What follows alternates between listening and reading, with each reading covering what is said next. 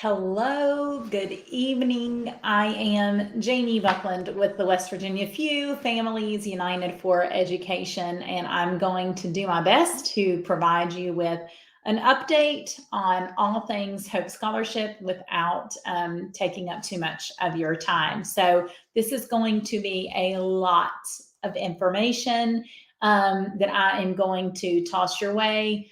Forgive me for not putting it into a written format. I'm hoping that we can actually get this transcribed and get it out to you all in a written update with some bullets, if we can figure out the hours to do that over today and tomorrow. So some information that is new, that is just kind of coming from Adam Shoemake's in-person event the other night.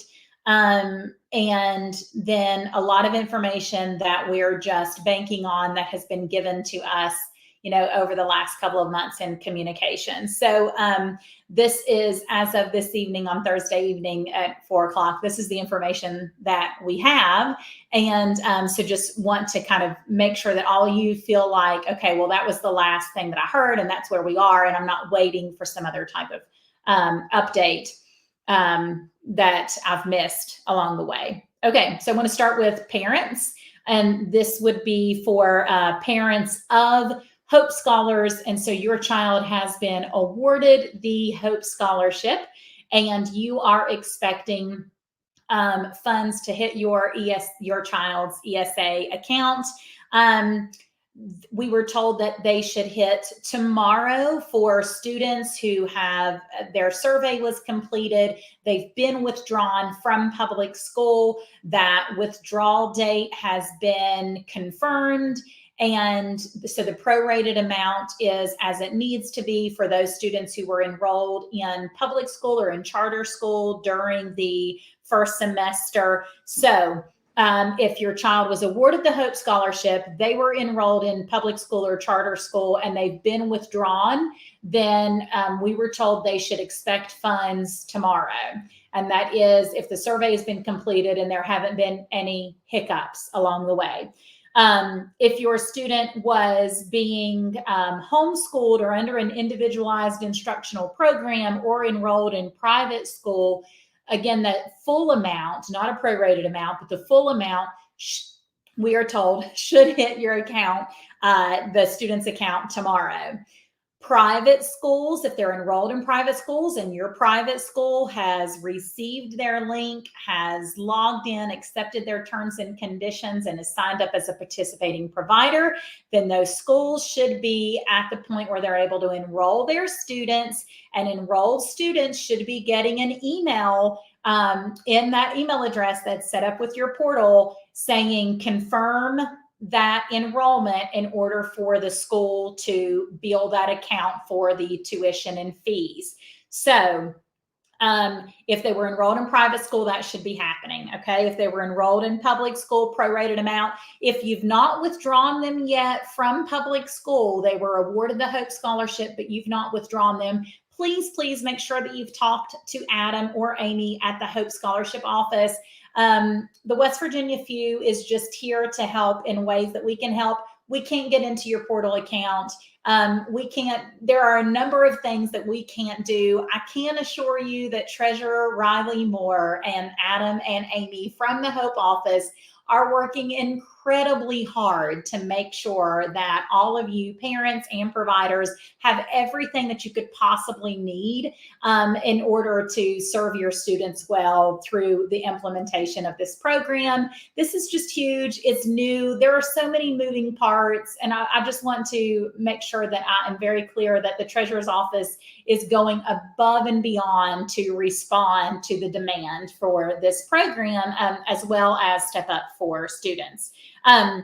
But for clarity, if they were enrolled in public school, prorated amount, you should have already withdrawn them. If you haven't, then a prorated amount for when you withdraw them, and you need to be in communication with Adam and Amy at the Hope office. If they were in private school, you should have gotten an email if your school is signed up. If your school is not signed up, they need a link that directly comes from EMA. You're welcome to email me in order to make sure I connect you to the right people to get you that link for your school. And that's how that would happen. For those who are under the individualized instructional program of Hope Scholarship, you are getting ready to shop, right? You're getting ready to figure out who is participating, and we're supposed to be able to see that tomorrow, is my understanding. So we should be able to see who has signed up and what products are onboarded for vendors and what services have been uploaded for providers. And then we will be able to select those. Then my understanding from the webinar is the provider will be able to look that over and invoice those after the parent has selected what they want. Then the provider will invoice for that, and that's how that is supposed to come together. Reimbursements.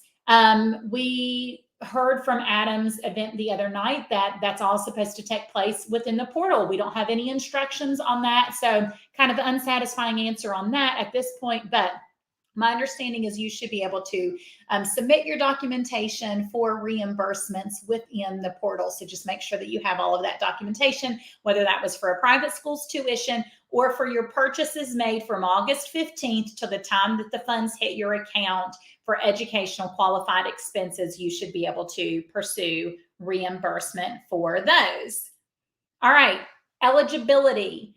If your child was eligible before the injunction, so they were in public school before the injunction, before July 6th, and you just missed the deadline, you didn't know about the program, you didn't apply, they're still in school, you're looking for the application period to open up on March 1st, that is when you'll be able to apply, and that is for the scholarship for the 23-24 academic year. If your student has become eligible this year, meaning they were ineligible prior to July 6th, but they have been enrolled in public school and they've continued to stay enrolled for 45 consecutive calendar days.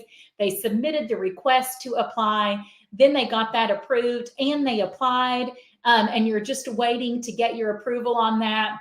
Once approved, you've become eligible. You're going to receive a prorated amount if you're approved, awarded that scholarship that you can then use for the remainder of the 22-23 academic year. But that is for students who have become eligible. They're newly eligible. If they were eligible last year and missed out on it, they're not getting anything this year. That will be the application window that opens on March 1st, and that will be for next year. So for those who are becoming eligible, you'll be able to apply.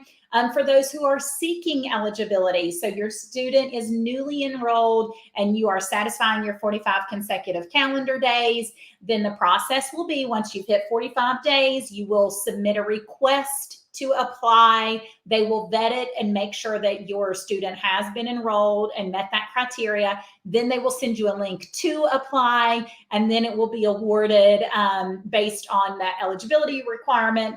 And then you would get the prorated amount for the remainder of the 22-23 academic year. Lots of questions about assessments now that it's go time and you're looking at money. And honestly, January is when we start planning for assessments in the homeschool world. So for many families that have students that are under the individualized instructional program, they're asking about assessments. You can do a standardized test or you can do a portfolio review. We do have a video in our regional groups where I talk more specifically about this. So if you're not already in our regional group, comment below, tag Jamie Buckland and say, I would like in the regional group. We have a webinar specifically about assessments, and we are compiling resources for assessments. We're working with portfolio reviewers who have already been reviewing those for homeschoolers, so they kind of know what to expect, and they are willing to not just, some of them are going to sign up to accept Hope funds and do your portfolio review, and some who are just going to be private pay but are willing to do a portfolio review for you. You need to demonstrate academic progress that is commensurate with the child's age and grade. And so for those of you who had kindergartners this year, it's a portfolio review or a standardized test. Again, we're working on compiling those resources so that you know what you need to do. But if you are under the IIP, you have to satisfy the assessment one of those ways. I've had some questions about assessments if you're in private school. Keep in mind that if you are enrolled in a private school, currently, according to the Department of Education, you are by law required to do whatever testing it is that they do. There is no, I believe the language that the Department of Education used on their statement last year is that they are not aware of any right that a parent or a student has to opt out of standardized testing. So that's the assessment piece for those who are enrolled in school. Reimbursements, IIP, funds are hitting, end of semester, virtual enrollment, lots of questions about earning the eligibility. Can you get enrolled for virtual school? Counties right now, the majority of them are saying that their virtual enrollment is not an option right now. And my understanding is that they have the authority to do that. So if they're saying that you can't enroll in their virtual program for this semester, which many of them don't even offer elementary, they're only required by law to offer 6th grade and up. So if you're not enrolled, in virtual currently, they're saying that you can't enroll for it for the 2nd semester. Keep in mind that we do have 2 virtual charters, and we can get you that information, WVBA and West Virginia Prep. But virtual enrollment in a virtual charter does satisfy the enrollment for to earn Hope Scholarship eligibility. SSAC, do Hope Scholars have SSAC access? If you're enrolled into a private school that is also a member school, then yes, just keep in mind transfer rules apply, and that is in the weeds. If you have questions about SSAC eligibility and transfer rules, you're going to have to email me at jamie@wbfue.org to get the answers to those questions, because it's just too involved. If they're an individualized instructional program student, so they're like a homeschooler under Hope Scholarship or an IIP student under Hope Scholarship, the law currently says that the Department of Education may provide us with policies for access. It does not say that they shall. We're hoping to address that this session and provide a pathway for IIP Hope Scholars to have access to WVSSAC for 6th grade and up.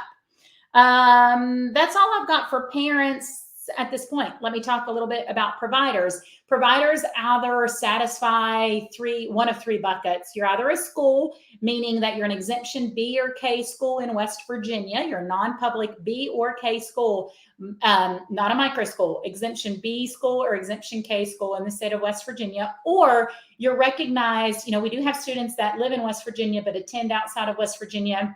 You maybe have a non-public school in Maryland, in PA. We're working with a couple of schools that are in that category. So if you are a non-public school outside of the state of West Virginia, you need a specific link. You are a school and you will get a specific link from EMA in order to participate.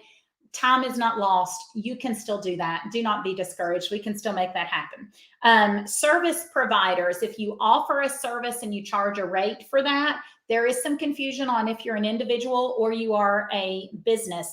Keep in mind that if you do any of your own billing, which is the majority of us as service providers, you need to create a business account, not an individual account.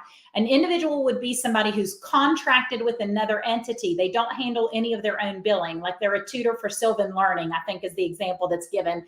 We don't have a plethora of those in West Virginia. So just keep in mind, if you're handling your own invoicing, if you're charging a student, working with a student, you need to create a business account. If you have questions about business licensing, about sole proprietorship, about LLCs, the West Virginia FUE has Lee Korn on staff, a business coach, our provider specialist, and she's ready. We're doing consultations to help answer your questions if you are a provider and you're completely overwhelmed by this process. We've got you, and we're happy to schedule a consultation to make sure that you feel supported through that process. But you're going to set up as a provider, and you can go to the portal link on the hopescholarshipwv.com site and create a provider account and get in there, submit your bank account information, submit a W-9, agree to the terms and conditions, and see what options you have to add your services to that portal. For vendors, if you offer a product, then it's different. You're going to email My Scholar Shop. You can find that email address on hopescholarshipwv.com, and you're going to email them to begin the process to onboard your products. So you're one of those three: a school, a provider, or a vendor, depending on what you offer. Behind the scenes at the West Virginia FUE right now, we are trying to take all of this and put it into a website that provides you with information that you don't have to go on the scavenger hunt for. And so you are a vital part of that. If you have questions, please reach out to us. Make sure that we know what questions you're asking so that we can improve, get that feedback to the treasurer's office to step up. Again, those teams are working so hard right now. This is a big undertaking, and I know that we've had to have a lot of grace for implementation, but let's just keep in mind there was an injunction. And so these teams did have to effectively like push pause on everything that they were doing to wait, like legally, to wait for the okay to pick back up. So I know that I'm asking you to give grace and to be patient. And I'm going to continue to ask that we do that because this is amazing. Like what we have access to is amazing. And we want to be kind of show our gratitude to all of the people who've been working so hard to make sure that we have it. If you're in the state of West Virginia on Saturday, the 21st, you can visit in Southern West Virginia, our school fair at Tamarack on Saturday 21st, or Love Your School is having a school fair at Canaan Valley on Saturday the 21st. And then the Cardinal Institute is having a school fair on the 28th in Morgantown. So if you're looking for a place to actually come in contact with somebody who's in this work and in this space, you're welcome to attend one of our school fairs and learn more, not just about Hope Scholarship, but about all of your school options. That's all of the information I could squeeze. I was trying to keep it at 15. I'm almost at 17 minutes. If you have more questions, I'm sure I will hear from you. If you send me a message in Facebook, it's going to get buried. The best thing to do is to email me, jamie@wvfue.org, and we will try to answer your questions as quickly as possible. I'm going to be traveling over the next couple of days, but we want to hear from you. We want to do our best to make sure that you feel supported and connected and guided throughout the process. So that's all I've got. You guys have a great Thursday evening, and I'm excited for the next couple of days because it sounds like we're going to actually see a lot more action in the portal as things open up and things come to fruition. So you guys have a great evening.